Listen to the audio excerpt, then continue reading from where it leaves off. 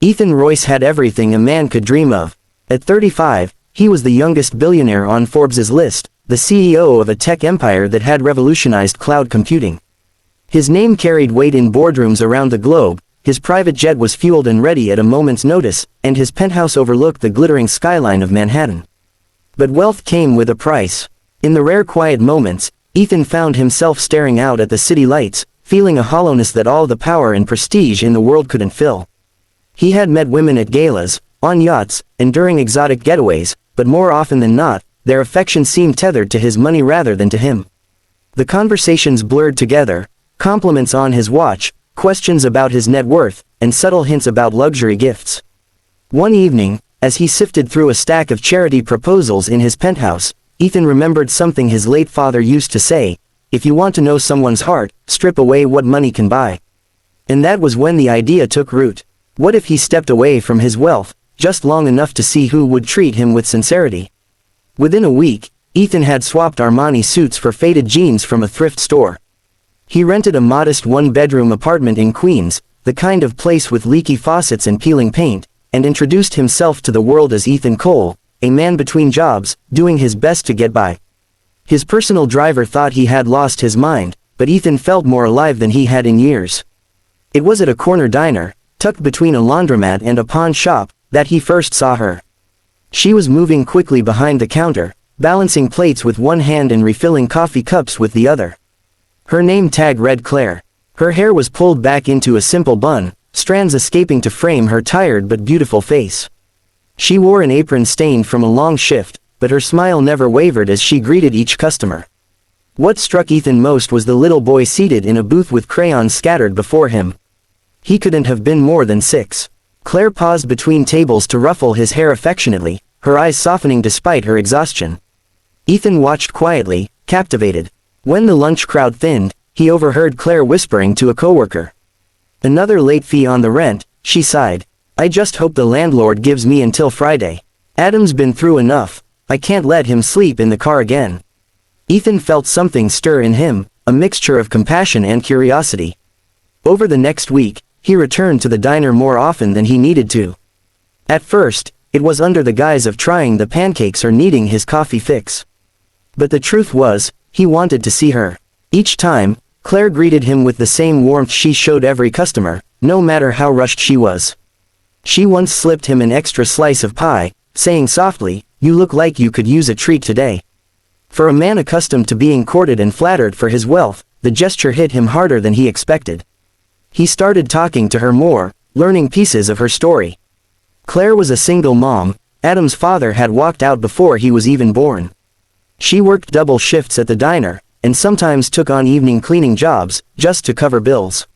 Despite the struggle, she spoke of her son with pride and joy. Her dream, she admitted one night as they shared a late cup of coffee, was to go back to school and become a nurse. Ethan kept his identity hidden. The more he knew her, the more he wanted her to know him, not the billionaire, not the man with bodyguards and private chefs, but the man who simply wanted to be seen for his heart. Still, a part of him needed proof. Was her kindness unconditional, or would it vanish if she thought he had nothing to give? The test came on a rainy evening. Ethan invited Claire and Adam to a small diner for dinner. When the bill arrived, Ethan patted his pockets, feigning panic. "Oh no, I must have left my wallet at home." Claire didn't hesitate, though Ethan could see her carefully counting the crumpled bills in her purse, money that likely meant groceries or rent. She paid the check without a word. She even managed a reassuring smile. "Don't worry about it, you can pay me back later." Her generosity, given how little she had, shook him to his core. That night, as he walked her home, Adam skipping between them, Ethan knew he couldn't keep up the charade much longer. He was falling for her, and it wasn't fair to let her keep believing he was just another struggling man. But how could he tell her the truth without breaking her trust? The opportunity came 2 weeks later. He invited Claire and Adam to an art gallery in the city, telling her that a friend had passes. Claire was hesitant, worried they wouldn't fit in among the wealthy crowd, but Adam's excitement swayed her. When they arrived, Claire's eyes widened at the grandeur, the marble floors, the glittering chandeliers, the guests in gowns and tuxedos. She clutched Adam's hand tightly, clearly out of place. Ethan stayed close, offering quiet reassurances. As they admired a painting, a staff member passed by and addressed him smoothly, "Mr. Royce, everything is prepared for your private tour." Claire blinked. "Mr. Royce." Ethan's heart pounded. There was no more hiding. "Claire," he said softly, turning to face her, "my real name is Ethan Royce. I run Royce Technologies." She froze, her eyes searching his face for a trace of humor. When she found none, her expression shifted from shock to something more complicated, hurt. "So all this time, you lied to me." "I didn't want to deceive you," Ethan said quickly, "but I needed to know if you cared for me, not my money. Too many people only see the billionaire. I wanted to see if someone could see the man." Claire's jaw tightened. For a long moment, she said nothing. Then Adam tugged at her sleeve, his innocent voice breaking the tension. "Mommy, is he still our friend?" Her eyes softened, but they brimmed with tears. "Why didn't you trust me with the truth?" she whispered. Ethan stepped closer, his voice quiet and raw. "Because I've been let down so many times. But you gave when you had nothing to spare. You showed kindness without knowing who I was. Claire, you've shocked me. You reminded me what love and generosity truly look like." For days afterward, their relationship hung in the balance. Claire kept her distance, wary of letting Adam get attached to someone whose world seemed galaxies away from theirs. Ethan, determined to prove he was serious, didn't overwhelm her with luxury gifts or promises of wealth. Instead, he showed up in the small ways that mattered, helping Adam with homework, fixing the leaky faucet in her apartment, walking them home after late shifts. Slowly, her walls began to crumble. One night, as they sat together on her worn couch with Adam asleep between them, Claire finally spoke. "You could be anywhere in the world, Ethan. Why are you here with us?" He smiled, brushing a strand of hair from her face. "Because this feels more like home than any mansion ever could." Months passed, and their bond deepened. Ethan's presence in Adam's life grew steady, dependable. He read bedtime stories, cheered at soccer games, and cooked breakfast on weekends. Claire watched him carefully, and what she saw was a man who didn't just love her but loved her son, too. One morning, Ethan surprised her with an envelope. Inside was an acceptance letter to a nursing program, her tuition fully covered. Claire gasped. "Ethan, I can't accept this." "Yes, you can," he said firmly. "This isn't charity. This is me believing in you, the way you believed in me when I was just a broke guy at a diner." Tears filled her eyes as she whispered, "You've changed our lives." Ethan shook his head, pulling her into his arms. "No, Claire, you changed mine." In that moment, Ethan finally understood what his billions could never buy, the simple, extraordinary gift of being loved for who he truly was. And as he looked at Claire and Adam, the family he never knew he needed, he realized his father had been right all along.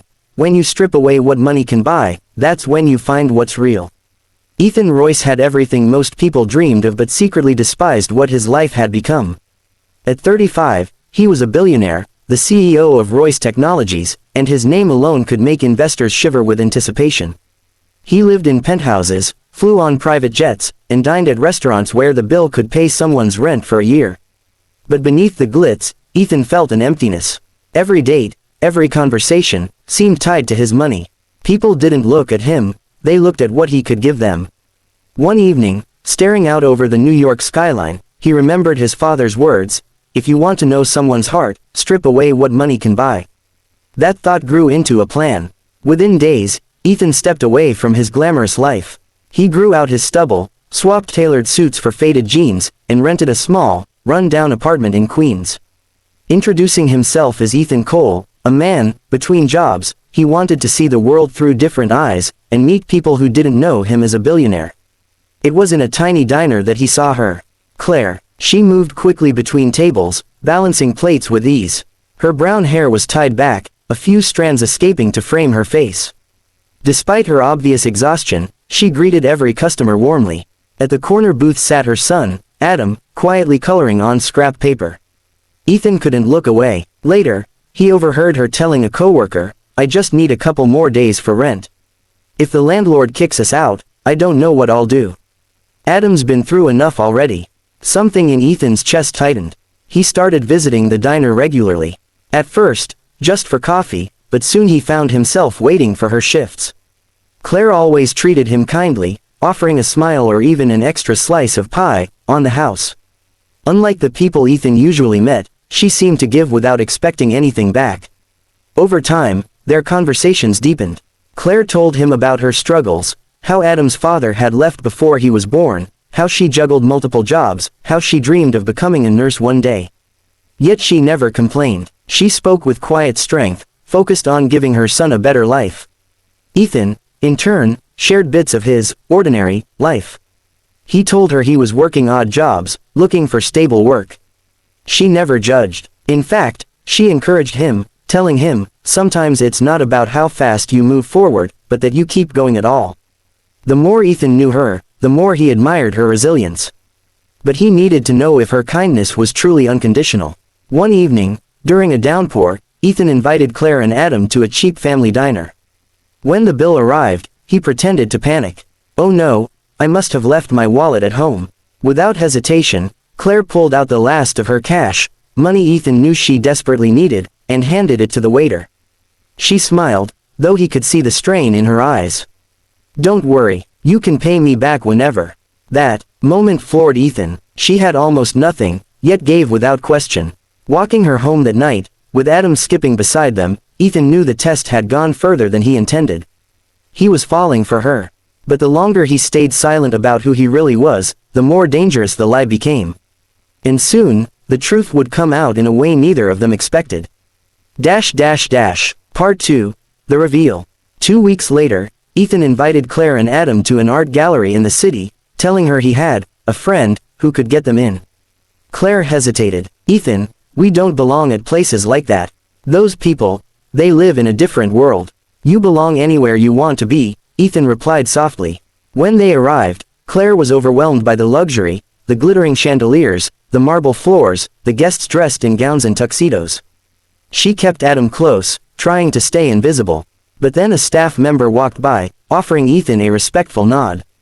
"Mr. Royce, your private tour is ready." Claire froze. "Mr. Royce." Ethan's heart pounded. The secret was out. "Claire," he said gently, "my real name is Ethan Royce. I run Royce Technologies." She stared at him, stunned. "You mean, you're a billionaire?" "Yes, but I didn't tell you because I needed to know if you cared for me, not my money." Her expression hardened. "So all this time, you lied to me. You let me think you were struggling when you were living in luxury." "I wasn't trying to trick you," he pleaded. "I was trying to find something real. And I did, with you. Claire, when you gave me your last few dollars without hesitation, when you treated me with kindness despite thinking I had nothing, you proved something no one else has." For a long moment, silence hung between them. Adam tugged her sleeve. "Mommy, is he still our friend?" Her eyes filled with tears. She turned to Ethan. "It's not your money I care about. It's trust. And right now, I don't know if I can trust you." Those words cut deep, but Ethan understood. He had to prove himself. In the weeks that followed, he didn't bombard her with gifts or flaunt his wealth. Instead, he showed up in the small ways that mattered, helping Adam with homework, fixing the broken cabinet in her kitchen, walking them home after late shifts. Slowly, her guard began to lower. She saw that beneath the billionaire facade was the same man who had sat in her diner booth with a shy smile and listened to her dreams. One evening, as they sat on her worn couch, Adam asleep beside them, Claire finally whispered, "Why us, Ethan? You could be with anyone. Why choose a single mom with nothing?" Ethan brushed a strand of hair from her face. "Because you gave me something money can't buy. You reminded me what it feels like to be loved for who I am, not what I own. With you and Adam, I finally feel like I have a home." Months later, Ethan revealed another surprise. He handed Claire an envelope, an acceptance letter into a nursing program, tuition fully paid. Claire gasped. "Ethan, I can't accept this." "Yes, you can," he said firmly. "This isn't charity. This is me believing in you, the way you believed in me when I was just a broke guy at a diner." Tears filled her eyes. "You've changed our lives." Ethan shook his head, pulling her into his arms. "No, Claire, you changed mine." For the first time in years, Ethan felt complete. Not because of his billions, not because of the empire he ran, but because he had finally found something real. And as he looked at Claire and Adam, the family he never expected, he realized his father had been right. When you strip away what money can buy, you discover the only thing worth keeping.